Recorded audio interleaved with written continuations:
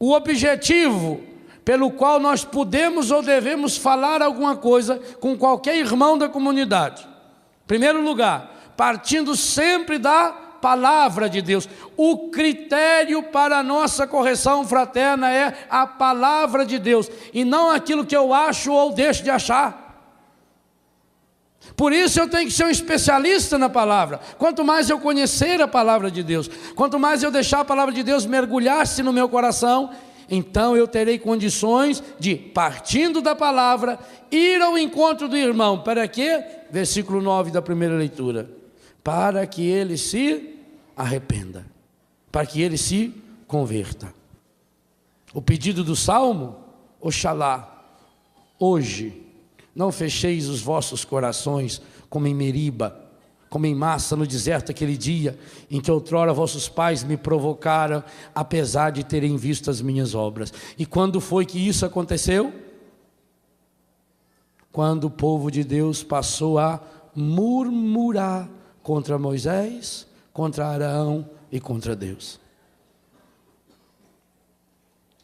A praga número 1 que destrói nossas comunidades: a fofoca, a calúnia, a mentira, o julgamento.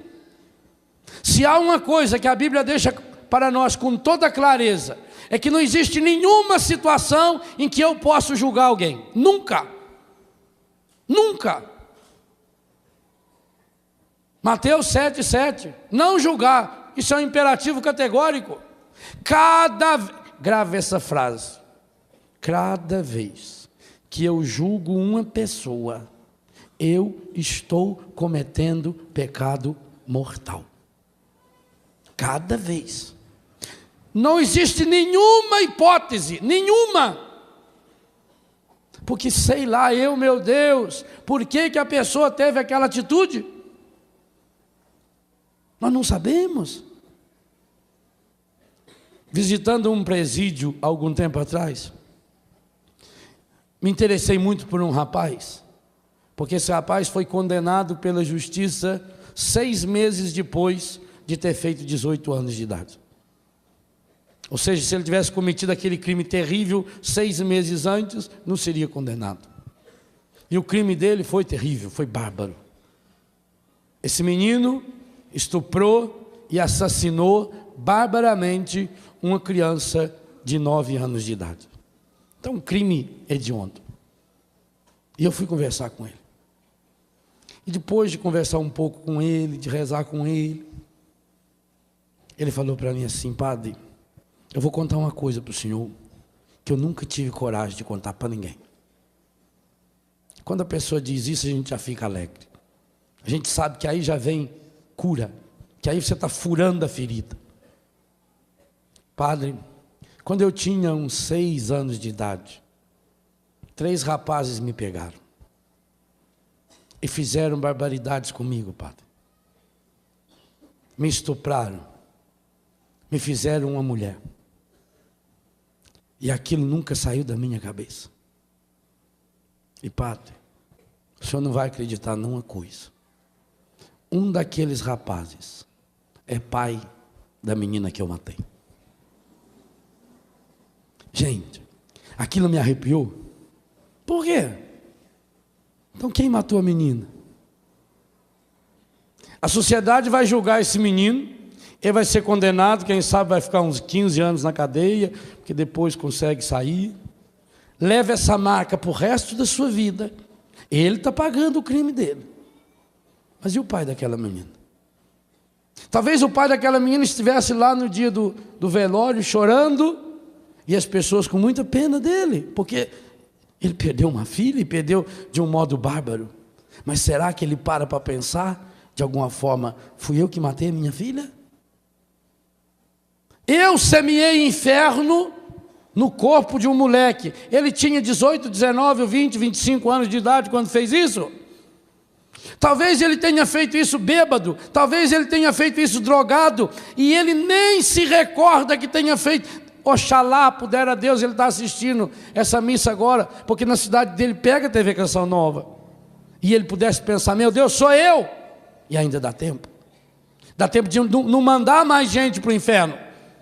Porque agora, quem sabe, se ele já teve esse problema, agora perdeu a filha, se revolta ainda mais, ele já tinha problema nessa área de atacar uma criança, ou seja, ele colheu um crime que ele plantou. É isso que nós fazemos, gente.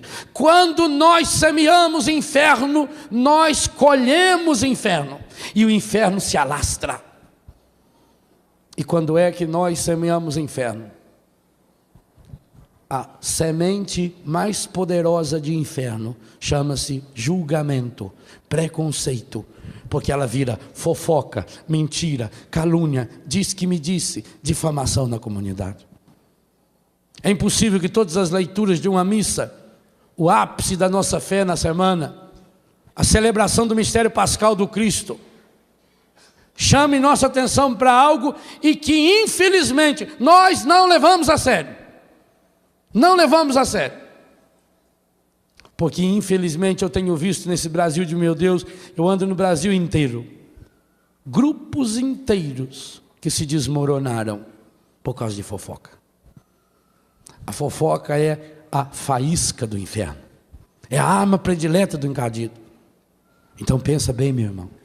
Mas padre, o que fazer quando a gente vê que uma pessoa está errada? O que fazer quando a palavra de Deus me motiva? O Evangelho vai nos ensinar. Aliás, nós líamos hoje de manhã, segundo as Crônicas, segundo Reis 20, quando Isaías recebeu uma palavra e teve que ir ao rei para dizer que ele ia morrer. Quando você vai motivado pela palavra de Deus, mesmo que seja uma missão tão difícil quanto a do profeta Isaías, você salva essa pessoa, como o profeta Ezequiel nos diz aqui, a mesma coisa. Se essa pessoa mudar de vida, você falou com ela, você foi atrás, motivado pela palavra, essa pessoa mudou de vida, você ganhou essa pessoa para Deus. Se ela não mudar de vida, ao menos você não se perdeu. Mas se essa pessoa se perder, e você que podia ter falado não falou, você se condena. O critério da palavra é rigoroso para nós. Então nós partimos da palavra. O pedido para que o nosso coração não se feche. E por isso, retoma aqui, para que a gente aprenda a fazer a oração da súplica. Aclamemos o rochedo que nos salva. Vinde, adoremos, prostremo-nos por terra e ajoelhemos ante o Deus que nos criou. Talvez essa vai ser uma das palavras fortes desse acampamento. A necessidade de se prostrar, de se ajoelhar diante de Deus. Quem se prostra diante de Deus, não se prostra diante da vida. E, graças a Deus, não se prostra também diante do inimigo. Eu quero viver a palavra. Segunda leitura me diz que a plenitude da palavra é o amor ao próximo. Jesus é fabuloso. Ninguém tem desculpa para ir para o inferno. Porque se eu não sei a palavra de Deus, eu não posso ir para o céu. E como a palavra de Deus é muito longa, a Bíblia católica tem 35.568 versículos, eu não seria capaz de decorar todos eles. Jesus resumiu todos eles em um: amar a Deus sobre todas as coisas e ao próximo como a ti mesmo. Ninguém tem desculpa para dizer que não consegue saber a palavra. Se você colocar em prática, diz São Paulo, todos os demais mandamentos nós estamos cumprindo quando amamos o outro como amamos a nós mesmos. E o que é que significa amar o outro como amar-se a si mesmo? Fazer ao outro aquilo que você desejaria que o outro lhe fizesse, dar ao outro o seu melhor. Mas acontece que nós somos humanos, que nós somos fracos. Acontece que nós temos dias que estamos péssimos. Tem dia que a gente não aguenta nem a gente. Não acontece isso com você? Você levanta, olha no espelho, você fica com raiva da sua cara. Te tem vontade de xingar você. Não é assim? Tem. E a gente não pode se julgar também, porque a gente não sabe se tem a ver com a lua. Pode ser. Ué, a lua não interfere nas marés? Nosso corpo é 70% de água. Aí eu estou com a maré baixa, eu estou com a maré alta. Deve servir para alguma coisa? Não? Por que quando o dia está ensolarado a gente já está mais animado? Aí você olha que ele está cinzento. A gente não sabe por que não está bem. Às vezes é um problema, o intestino não está funcionando direito, você não sabe. Ou às vezes está funcionando muito rápido. Você não pode nem dar atenção ao irmão. Olha, ele está correndo. Nós não sabemos. Às vezes você está com problema no estômago, a bile está amarga. Você não sabe. A gente não sabe nem a gente mesmo. Quanto mais os outros. Por isso que eu não posso julgar. Sei lá eu por que a pessoa está daquele jeito. Sei lá se ela recebeu a notícia ruim. Sei lá se ela está com dor de dente. Eu não sei. Está com cólica. Nós não sabemos. Sei lá se a pessoa tem um espinho. Não viu que algum tempo atrás numa aldeia, não sei de onde, da África, que os elefantes entraram, né? E destruiu, matou gente. Aí conseguiram pegar o líder dos elefantes. Porque o elefante tem a manada, segue um lá, né? O que deu naquele bicho que ele estava doido daquele jeito? Aí jogaram lá o remédio nele, a injeção lá, dá um tiro no bicho, anestesia ele, foram examinar, ele estava com uma inflamação no dente, na presa. Imagina, gente, se dor de dente na gente é terrível.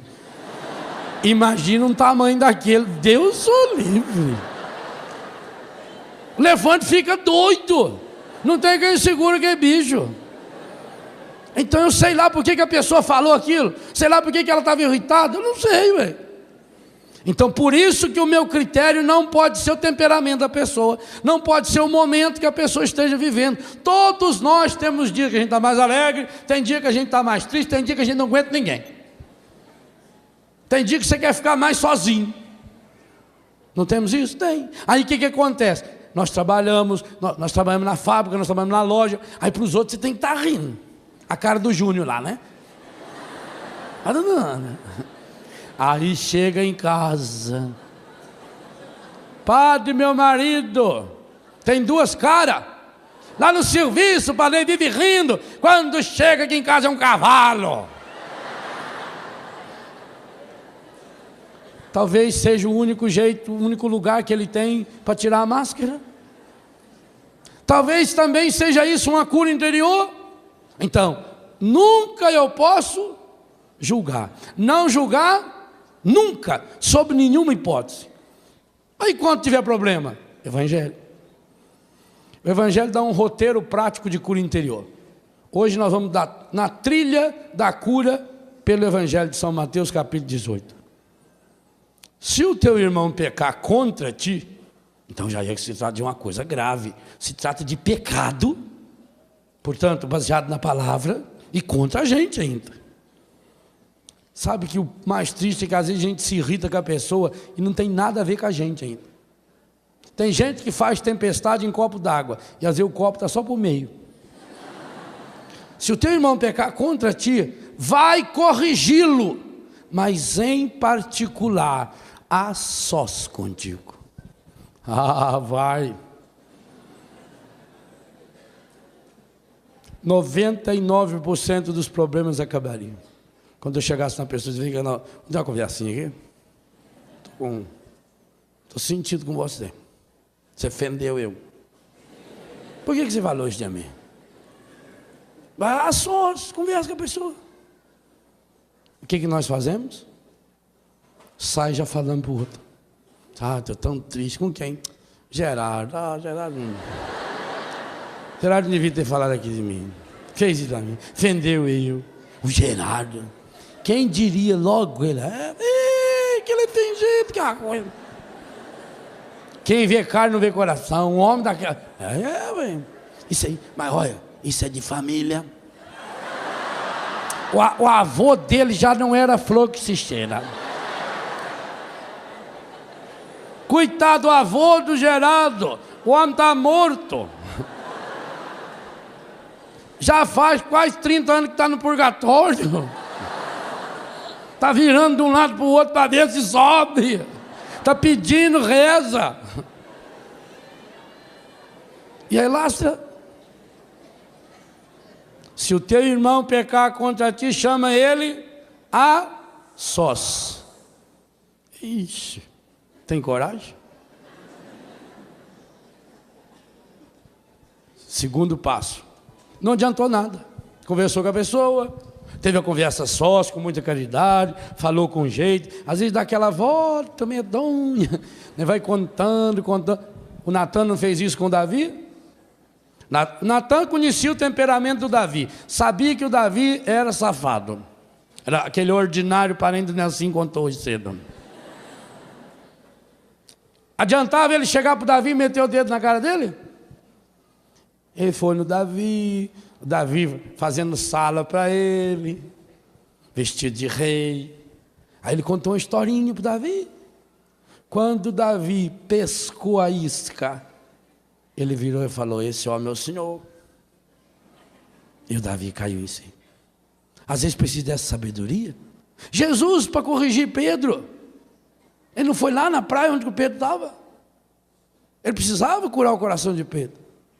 Mas veja, Jesus vai na praia, monta o cenário, espera uma pescaria frustrada, prepara o churrasquinho de peixe. Jesus, cozinheiro de Pedro. Fosse você, já não estava com o tição na mão para enfiar na cara dele. Já estava jogando carvão nele e pedra nele. Eu aqui, para que eu vou bater para ele? Ele negou eu 3 vezes. Jesus não. Ele prepara o peixe, ajeita tudo direitinho. Jesus tem uma paciência, sorte nossa. Sorte nossa. Os discípulos de Emaús, Jesus foi, caminhou o dia inteiro com eles. E 2 discípulos de segunda categoria. Não era apóstolo, não, era segundo escalão para baixo. Um deles eu acho que era do 3º escalão, porque nem o nome dele fala. Amônima. Jesus foi lá, andou o dia inteiro. O que vocês estão tristes? O senhor não soube? Não. Aconteceu uma coisa, uma desgraça tal. Foi com o Senhor, você não lembra? Jesus, gente, vocês vejam o exemplo mais concreto disso. Jesus ficou 3 horas no Calvário. Os discípulos de Emaús gastaram o dia inteiro para contar isso para ele. Isso na sexta, Jesus morreu na cruz. No domingo, olha o tamanho que já estava o assunto.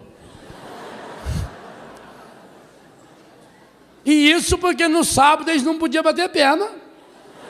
Só podia andar 1000 passos, é daqui ali só. Agora vi cada um andou daqui ali, o outro já foi dali para lá, e já foi. E aquele negócio já cresceu, às 3 horas o Cristo viraram 30. Os discípulos de Emaús, o dia inteiro foram, eles contaram com tanto detalhe a crucifixão de Jesus, que Jesus quase morreu de novo andando com eles. Foi dureza. Eu disse que ali Jesus foi rezando o texto da providência, o texto da Bizantino. Ele foi falando,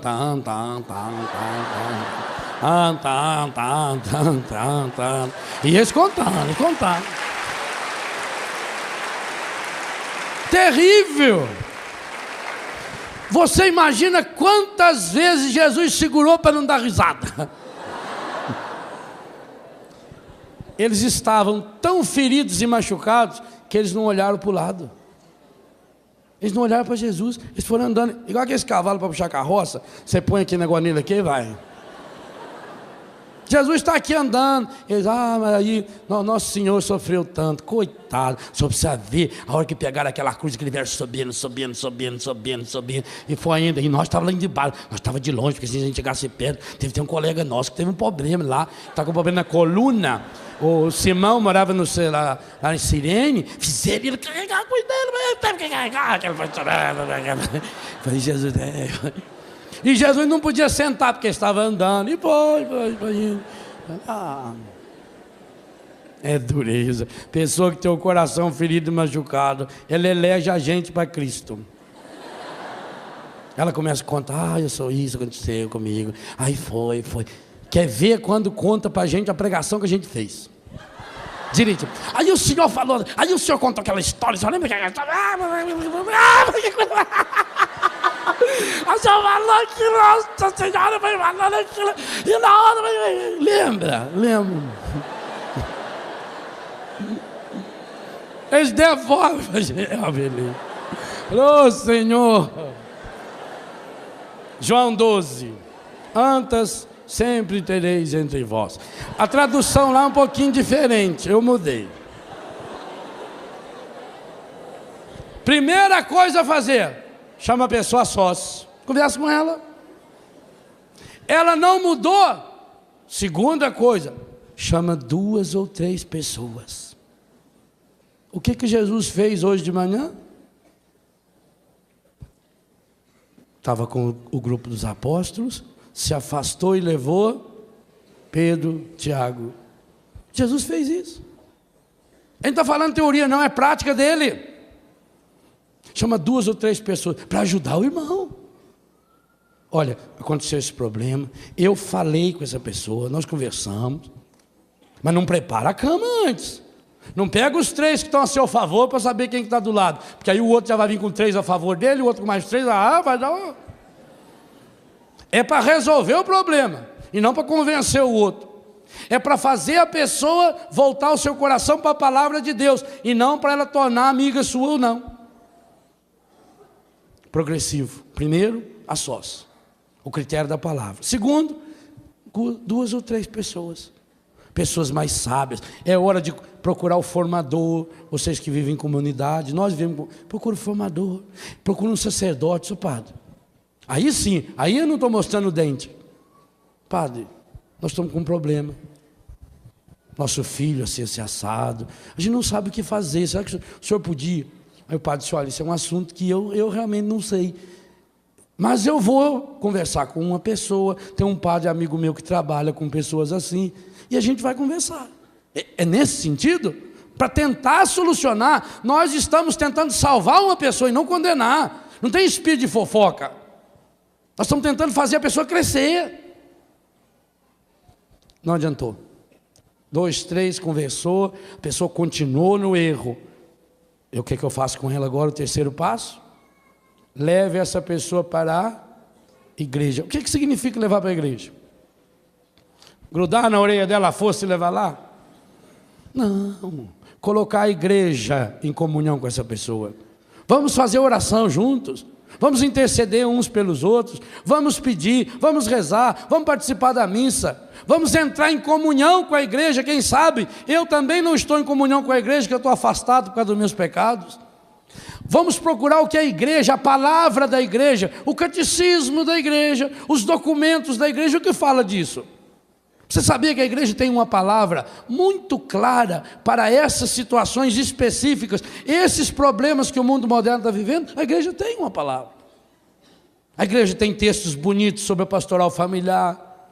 O Papa tem textos maravilhosos sobre a questão da dependência química, sobre a marginalização da mulher, sobre o desemprego, sobre a injustiça social. A igreja tem a doutrina social católica, o pensamento social da igreja, aborda todas essas temáticas sociais. Lá no Vaticano II, a Gaudium et Spes, alegria e esperança, já trata desses problemas. Trata da educação cristã, o mundo do trabalho, o mundo da política, a ética dos negócios, toda a questão da bioética, toda a questão da moral sexual. Então nós temos, a igreja tem. Por quê? Porque ela tem assistência do Espírito Santo, ela tem elementos para ajudar, e dentro da igreja nós temos gente especializada. Na minha comunidade, uns 15 dias atrás, nós recebemos um documento do Tribunal Eclesiástico de Florianópolis. Por quê? Um dos consagrados da minha comunidade foi casado, o casamento não deu certo. Fizemos um levantamento do casamento dele. O dia que ele foi casar, ele estava drogado. Conversei com vários médicos, a partir também da nossa experiência. Fizemos um dossiê, enviamos ao tribunal. O tribunal analisou durante uns 3 anos. Fomos chamados, fizemos depoimentos, conversamos. Conversei com o padre Jesus Hortal, no Rio de Janeiro, que é a grande autoridade nesse assunto. Encaminhamos para o tribunal fez uma avaliação, percebeu, não houve casamento, não houve matrimônio. Veio o documento agora. Então, declaro que aquele matrimônio foi nulo. Não anula o matrimônio. Se foi matrimônio, nem o Papa pode anular. Mas a igreja, então isso é dizer igreja. A igreja tem uma saída. Ah, como é que pode lá que o sujeito está separado e está lendo na igreja? Pois uma pessoa separada pode fazer leitura na igreja. Pode, normal. A pessoa separada pode ser ministro da comunhão. Ué, o marido separou, a esposa separou, está vivendo uma vida qualquer, mas a pessoa continua ali, firme na comunidade, honesta, vivendo, partilhando a sua vida, com dignidade com seus filhos. Dizer a igreja significa isso. A igreja diz, tem espaço para você. Ah, mas e aquele caso daquele casal que já faz 20 anos que está junto, não foi casado, porque o marido casou, tinha sido casado com outro, a mulher casada com outro, e agora eles estão indo na missa, estão indo no grupo de oração. Pois eles podem ir. Se eles não podem participar da comunhão eucarística, eles podem participar da Eucaristia, da grande celebração, e estar em comunhão. A igreja tem um espaço para isso. Dizer a igreja significa achar a solução que Deus nos dá através da sua igreja. E a gente fica feliz da vida ao saber, a igreja tem, e aí porque tem essa assistência do Espírito Santo, a igreja tem uma resposta. Agora, não espere uma resposta imediata. Porque quem tem resposta pronta e imediata para tudo é o encardido. A igreja segue a pedagogia de Jesus. A igreja é sábia. Então dizer a igreja significa isso. Achar uma solução, mas não uma solução qualquer. Outro dia, num lugar que eu estava, uma senhora na hora das perguntas falou, padre, eu estou vivendo uma vida irregular. Ela dizia assim. Eu conversei com um padre e ele me autorizou a viver em comunhão plena com a igreja. O que o senhor me diz disso? Disse, esse padre é uma anta. Eu não sabia que o coitado estava lá assistindo a palestra. E disse, filha amada, o fato de você estar perguntando a mim significa que nem você mesmo se convenceu com isso que esse padre falou. Convenceu? Por acaso, alguém de vocês veio perguntar para mim que roupa que devia vestir hoje? Quem pergunta é porque tem dúvida, e se tem dúvida é porque não está satisfeito. O nosso povo também não quer umas mentirinhas para agradar, passar a mão na cabeça. Só a verdade liberta, inclusive quando a verdade envolve um aspecto errado da minha vida. Se 200 padres se reunissem e falassem para a senhora está certa, continue. A senhora começou dizendo que está vivendo uma vida irregular. A consciência da pessoa está dizendo isso. E quando a consciência não dissesse, a gente teria que ter a obrigação de, com muito jeito, com muita caridade, dizer, isso é cura interior. Então dizer à igreja. Quarto passo. Primeiro passo, converso com a pessoa. Rezo com a pessoa. Baseado na palavra de Deus. Segundo passo, 2 ou 3 pessoas. Vou atrás de uma comunidade, vou conversar com o pai da menina, com a mãe da menina, com a mãe do rapaz. Vou atrás de gente que quer o bem dessa pessoa. Não deu certo. Terceiro passo, eu vou à igreja, eu vou buscar a resposta da igreja. Ainda assim a pessoa não se convenceu. Qual é o quarto passo? Vocês se lembram? Qual? Não ouvi. Cortar a pessoa? Cortar relações com a pessoa? Eu vou ler. Se nem mesmo a igreja ele ouvir, seja tratado como se fosse um pagão ou um pecador público. O que Jesus está mandando fazer com esse elemento? O que significa seja tratado como um pecador público ou um pagão? Com mais amor ainda do que se fosse um cristão.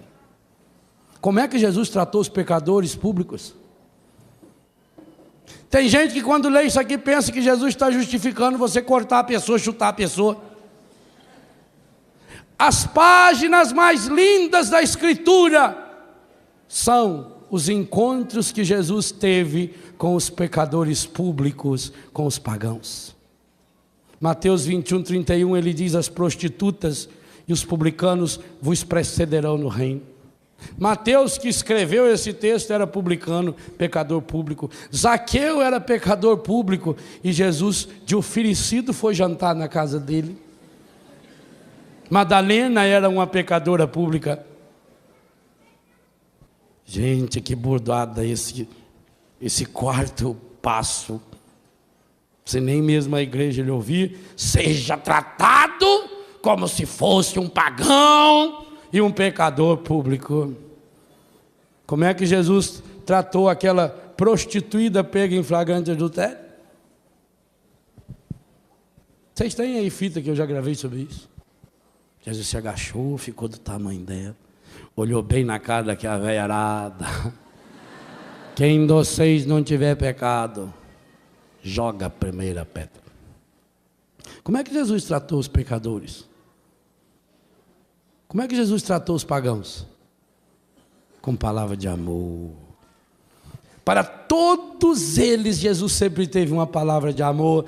E a conclusão mais comum dos encontros de Jesus com todos os pecadores públicos: vá em paz, vá e não peque mais. Pedagogia de Jesus com os pecadores públicos: ele nunca fez nenhuma pergunta sobre o passado de nenhuma pessoa, nunca. Ele não perguntou para aquela moça: filha, agora que eles foram embora, a gente vai ter que conversar um pouquinho. Estou preocupado com você, filha. Você pode se abrir comigo? Você tem algum problema psicológico? O que está levando você a sair por aí, fazendo essas coisas? Esse problema que você foi pega, o que houve com você? Sabe comigo? Jesus falou isso para ela? Nada. Levantou e disse: vá e não pegue mais. Segundo a tradição, essa senhora foi aquela que se encontrou com ele na madrugada da ressurreição, Maria Madalena. Aquela mulher que veio para morrer, aquela pecadora pública, que veio para ser apedrejada, porque a igreja já tinha reunido a igreja deles para trazê-la. Aquela mulher foi responsável para dar ao Papa, Pedro era o Papa, em primeiríssima mão, a notícia mais importante da face da terra: o Senhor ressuscitou verdadeiramente. Já pensou o que é isso? Isso é o que o amor de Deus pode transformar uma pessoa. Tratar uma pessoa como um pecador público, tratar a pessoa como um pagão, é assim. Se é pecador público, eu tenho que ter mais caridade ainda. Então é eu esquecer todas as etapas e me lançar de fato para salvar essa pessoa. E a conclusão vem logo em seguida: porque aquilo que ligar na terra será ligado no céu. Isso é cura. Em verdade vos digo, o texto não para no versículo 17. Tudo que ligardes na terra será ligado no céu, mas o que desligardes na terra será desligado do céu. Minha Nossa Senhora, será que eu estou desligando alguém do céu? Pensa, isso é sério, gente. Quando eu ajo contrariamente à palavra de Deus, eu estou mandando gente para o inferno. Tem gente que cria inferno. Aonde passa, deixa rastro de inferno. Onde passa, deixa mágoa, deixa ressentimento, deixa mentira, deixa fofoca, deixa prostituição, deixa pornografia. Por onde vai passando. Por isso que chama anta. A anta, o maior mamífero da América Latina, é um bicho maravilhoso. O problema é que quando ela está apurada, quando parece algum perigo, ela vai em linha reta, caminha para frente, vai arrebentando tudo que tem na frente. Tudo. Ela é uma coitada. Mas fora isso, ela é boa, vai lá, vai lá. Chegou aí no rabinho, pegar. Aí a hora do problema: será que eu já mandei gente para o inferno? Aquilo que você ligar na terra vai ser ligado no céu. Aquela pessoa que você for buscar, que está caída. Oh meu Deus. Gente, pensa comigo.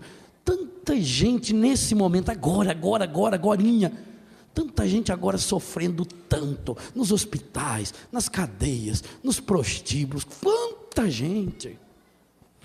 Imagina quantas senhoras, iguaizinhas às senhoras que estão aqui, nesse momento estão chorando, amargurada, porque recebeu um telefonema de que aquele filho faleceu nessa madrugada num acidente e matou mais 2 ou 3. Quantas estão sofrendo assim hoje? Ao menos em cada cidade do Brasil tem 1, 2, 3 ou 4. São milhares, talvez no mínimo 20 ou 30 mil pessoas. Talvez o mesmo número de gente que a gente se encontra aqui. Está sofrendo. E eu, o que estou fazendo? Eu estou aqui diante de Jesus na Eucaristia, com tantos sacerdotes, celebrando a Eucaristia que está indo pela televisão para o mundo inteiro. E será que eu não tenho coragem de deixar de lado um pouquinho a minha situação, os meus probleminhas desse tamaninho? E pensar um pouco, eu preciso criar céu. Eu preciso criar céu na minha comunidade. Eu preciso criar céu na minha casa. Amar é levar o outro para o céu. Mais ainda, o amor verdadeiro é aquele que traz o céu até o outro. O dia em que a cada pessoa que eu me aproximar, eu conseguir levar para o céu. E às vezes levar para o céu, não pensa você quer passar só a mão na cabeça, não. Às vezes levar para o céu uma pessoa é falar o que Isaías falou para Ezequias: ajeita a sua vida que você está indo, meu filho. Às vezes levar para o céu é fazer como Jesus: afasta-te de mim, Satanás. Não é passar a mão na cabeça, não é agradar. Nós temos que acabar com esses milindres. Quem me conhece sabe que eu não tenho essa porcaria mesmo. Esses milindres, de ficar alisando e rindo para todo mundo. Não, não é isso não. Quantas e quantas vezes a gente precisa falar e falar firme com a pessoa, porque senão ela não vai para o céu. Eu posso até gostar da pessoa, eu posso passar a mão na pessoa, passar a mão na cabeça e deixo fazer o errado, e depois eu tenho responsabilidade pela salvação dessa pessoa. Então eu preciso criar céu, mas eu preciso criar céu dentro da minha casa. Você cria céu na sua casa? Quando você chega, as pessoas notam que você chega. Mas porque quando você chega céu? Talvez se você use um perfume característico, quando você chega, a pessoa até de olho fechado fala: fulano chegou, ao cheiro. Mas às vezes fala isso também pela falta do perfume. Quando você levanta o braço para pegar a chave, a pessoa chegou. Pior do que um sovaco fedido é um coração estragado. Ixi, muito pior. Tem cheiro assim, azedo. Tem gente que fede naturalmente. Ela fala com você. A pessoa tem mau hálito. Eu não tenho nenhum amigo que tem mau hálito. Ao menos que eu conheço, não. Porque se tiver, eu falo. Falo com caridade. Ô, rapaz, que é isso? Você esteve sugando algum chiqueiro essa noite? Usa caridade com a pessoa. Você podia pegar um pouco de ácido sulfúrico, né? Um chazinho. Tá, coitado. Seu marido tem mau hálito, você não fala. Todo mundo, quando ele chega, a pessoa... E pior, quando a pessoa tem mau hálito e chato. Porque a pessoa chata, ela fala com a gente, ela segura na gente, ela fica tocando. E ela quer puxar você para perto dela. Não falei com você, né? Aí você está evitando aquela fonte que está... Quer ver na confissão, às vezes? Confessionário tem aquela gradinha, a pessoa consegue enfiar o hálito dela em cada... Misericórdia, meu. Nosso coração fede também. Quando eu chego em algum lugar, eu levo Deus? Pelo meu sorriso, pelo meu olhar, pela minha palavra, pela firmeza da palavra, muitas vezes. Será que eu sou aquela pessoa que cria o céu pelos meus gestos? As pessoas notam. Sabe que a pessoa nota que você é cristão com o coração curado? Do jeito de você trabalhar. Você está sempre disponível. Você é capaz de esquecer de si pelo outro, de colocar o outro em primeiro lugar. Na hora de fazer um serviço, você assume fazer aquele serviço que ninguém quer. Ali as pessoas começam a perceber. essa pessoa tem alguma coisa diferente. Então eu estou criando, que maravilha. A palavra disse, aquilo que você ligar na terra. Mas que tristeza, a palavra disse, aquilo que você desligar na terra, vai ser desligado no céu. Meu Deus do céu, será que eu já mandei alguém para o inferno? A igreja nunca falou que alguém tinha ido para lá. Graças a Deus, nunca falou. Mas será que eu já mandei alguém? Pelo meu conto e testemunho? Pensa. Por uma indelicadeza, por uma maldade, por uma malícia, por um pecado. Então não para nas 4 etapas. É preciso criar céu. De novo, Jesus diz, versículo 19, eu vos digo, se 2 de vós estiverem de acordo na terra, sobre qualquer coisa que quiserem pedir, 2 de vós, marido e mulher, pai e mãe, irmão e irmã, mãe e filho, 2 irmãos de comunidade, se 2 de vós estiverem de acordo na terra, sobre qualquer coisa que quiserem pedir, isso vos será concedido por meu Pai que está nos céus. E a conclusão, pois, onde 2 ou 3 estiverem reunidos em meu nome, eu estou aí, no meio deles. Ele está no meio de nós. Se Ele está no meio de 2 ou 3, quantos somos? 20, 30 mil, não sei. E Ele está no nosso meio. Essa é a certeza. Aconteça o que acontecer, Ele está no meio de nós.